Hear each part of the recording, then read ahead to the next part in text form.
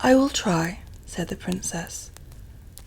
"Then good night," said the old lady, and kissed the forehead which lay in her bosom. In a moment more, the little princess was dreaming, in the midst of the loveliest dreams, of summer seas and moonlight and mossy springs and great murmuring trees and beds of wild flowers with such odors as she had never smelled before. But after all, no dream could be more lovely than what she had left behind when she fell asleep. In the morning she found herself in her own bed. There was no handkerchief or anything else on her hand, only a sweet odor lingered about it. The swelling had all gone down. The prick of the brooch had vanished. In fact, her hand was perfectly well.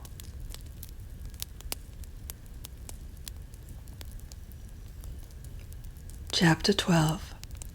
A short chapter about Curdie. Curdie spent many nights in the mine. His father and he had taken Mrs. Peterson into the secret, for they knew Mother could hold her tongue, which was more than could be said of all the miners' wives. But Curdie did not tell her that every night he spent in the mine, part of it went in earning a new red petticoat for her. Mrs. Peterson was such a nice, good mother. All mothers are nice and good, more or less, but Mrs. Peterson was nice and good all more and no less. She made and kept a little heaven in that poor cottage on the high hillside for her husband and son to go home to out of the low and rather dreary earth in which they worked. I doubt if the princess was very much happier even in the arms of her huge great-grandmother than Peter and Curdie were in the arms of Mrs. Peterson. True, her hands were hard and chapped and large, but it was with work for them, and therefore, in the sight of the angels, her hands were so much the more beautiful. And if Curdie worked hard to get her a petticoat, she worked hard every day to get him comforts, which he would have missed much more than she would a new petticoat, even in winter. Not that she and Curdie ever thought of how much they worked for each other. That would have spoiled everything. When left alone in the mine, Curdie always worked on for an hour or two at first, following the load, which, according to Glump, would lead at last into the deserted habitation. After that, he would set out on a reconnoitring expedition. In order to manage this, or rather the return from it, better than the first time, he had bought a huge ball of fine string, having learned the trick from Hop-o'-my-Thumb, whose history his mother had often told him. Not that Hop-o'-my-Thumb had ever used a ball of string. I should be sorry to be supposed so far out in my classics, but the principle was the same as that of the pebbles. The end of this string he fastened to his pickaxe, which figured no bad anchor, and then, with the ball in his hand, unrolling it as he went, set out in the dark through the natural gangs of the Goblin's territory. The first night or two he came upon nothing worth remembering, saw only a little of the home life of the Cobbs in the various caves they called houses, failed in coming upon anything to cast light upon the foregoing design, which kept the inundation for the present in the background. But at length, I think on the third or fourth night, he found, partly guided by the noise of their implements, a company of evidently the best sappers and miners amongst them, hard at work. What were they about? It could not well be the inundation, seeing that had in the meantime been postponed to something else. Then what was it? He lurked and watched, every now and then in the greatest risk of being detected, but without success. He had again and again to retreat in haste, a proceeding rendered the more difficult that he had to gather up his string as he returned upon its course. It was not that he was afraid of the goblins, but that he was afraid of their finding out that they were watched, which might have prevented the discovery at which he aimed. Sometimes his haste had to be such that, when he reached home towards morning, his string, for lack of time to wind it up as he dodged the cobs, would be in what seemed most hopeless entanglement. But after a good sleep, though a short one, he always found his mother had got it right again. There it was, wound in a most respectable ball, ready for use, the moment he should want it. "I can't think how you do it, mother," he would say. "I follow the thread," she would answer, "just as you do in the mine." She never had more to say about it, but the less clever she was with her words, the more clever she was with her hands, and the less his mother said, the more Curdie believed she had to say. But still he had made no discovery as to what the goblin miners were about. Chapter 13. The Cob's Creatures. About this time, the gentleman whom the king had left behind him to watch over the princess had each occasion to doubt the testimony of his own eyes, for more than strange were the objects to which they would bear witness. They were of one sort, creatures, but so grotesque and misshapen as to be more like a child's drawings upon his slate than anything natural. They saw them only at night, while on guard about the house. The testimony of the man who first reported having seen one of them was that, as he was walking slowly round the house, while yet in shadow, he caught sight of a creature standing on its hind legs in the moonlight, with its forefeet upon a window ledge, staring in at the window.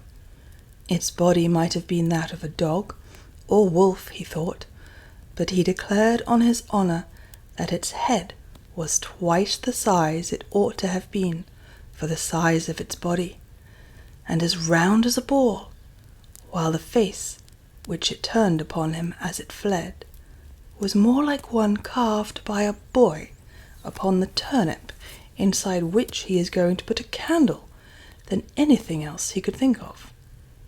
It rushed into the garden. He sent an arrow after it, and thought he must have struck it, for it gave an unearthly howl, and he could not find his arrow any more than the beast, although he searched all about the place where it vanished. They laughed at him until he was driven to hold his tongue, and said he must have taken too long a pull at the ale-jug.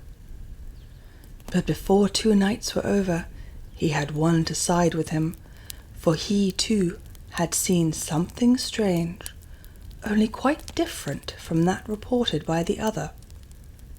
The description the second man gave of the creature he had seen was yet more grotesque and unlikely. They were both laughed at by the rest, but night after night another came over to their side, until at last there was only one left to laugh at all his companions.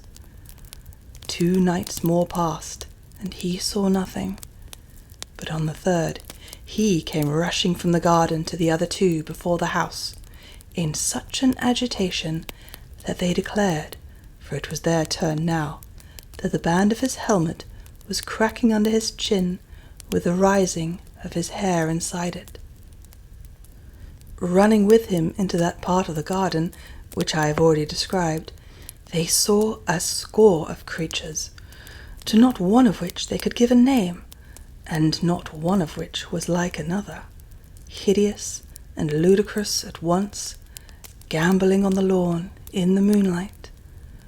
The supernatural, or rather subnatural, ugliness of their faces, the length of legs and necks in some, the apparent absence of both or either in others, made the spectators, although in one consent as to what they saw, yet doubtful, as I have said, of the evidence of their own eyes, and ears as well, for the noises they made, although not loud, were as uncouth and varied as their forms, and could be described neither as grunts, nor squeaks, nor roars, nor howls, nor barks, nor yells, nor screams, nor croaks, nor hisses, nor mews, nor shrieks, but only as something like all of them mingled in one horrible dissonance.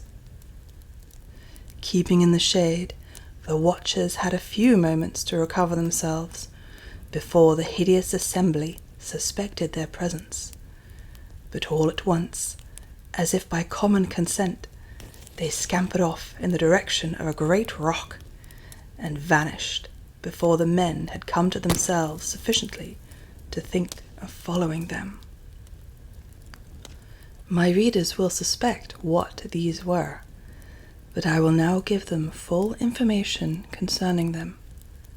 They were, of course, household animals belonging to the goblins, whose ancestors had taken their ancestors many centuries before from the upper regions of light into the lower regions of darkness.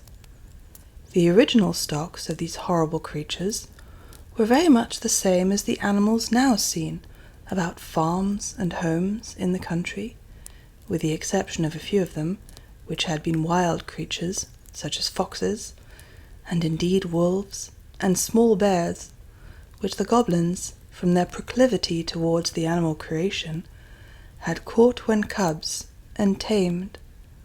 But in the course of time, all had undergone even greater changes than had passed upon their owners.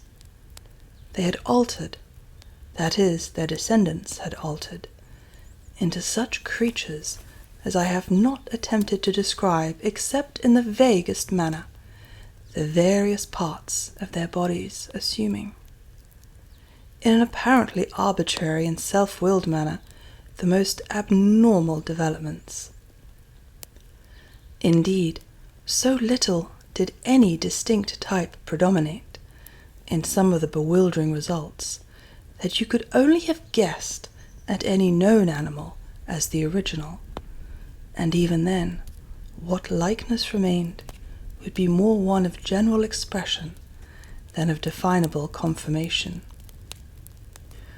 But what increased the gruesomeness tenfold was that, from constant domestic, or indeed rather family association with the goblins, their countenances had grown in grotesque resemblance to the human. No one understands animals who does not see that every one of them, even amongst the fishes, it may be with a dimness and vagueness infinitely remote, yet shadows the human. In the case of these, the human resemblance had greatly increased. While their owners had sunk towards them, they had risen towards their owners. But the conditions of subterranean life being equally unnatural for both, while the goblins were worse, the creatures had not improved by the approximation, and its result would have appeared far more ludicrous than consoling to the warmest lover of animal nature. I shall now explain how it was that just then these animals began to show themselves about the king's country house. The goblins, as Curdie had discovered, were mining on, at work both day and night, in divisions, urging the scheme after which he lay in wait. In the course of their tunnelling, they had broken into the channel of a small stream, but the break being in the top of it, no water had escaped to interfere with their work. Some of the creatures, hovering as they often did about their masters, had found the hole, and had, with a curiosity which had grown to a passion from the restraints of their unnatural circumstances, proceeded to explore the channel. The stream was the same which ran out by the seat on which Irene and her king papa had sat, as I have told, and the goblin creatures found it jolly fun to get out for a romp on a smooth lawn such as they had never seen in all their miserable lives. But although they had partaken enough of the nature of their owners to delight in annoying and alarming any of the people whom they met on the mountain, they were, of course, incapable of designs of their own, or of intentionally furthering those of their masters. For several nights after, the men-at-arms were at length of one mind as to the fact of the visits of some horrible creatures, whether bodily or spectral they could not yet say. They watched with special attention that part of the garden where they had last seen them. Perhaps, indeed, they gave in consequence too little attention to the house, but the creatures were too cunning to be easily caught, nor were the watchers quick-eyed enough to descry the head or the keen eyes in it, which from the opening whence the stream issued would watch them in turn, ready, the moment they should leave the lawn, to report the place clear.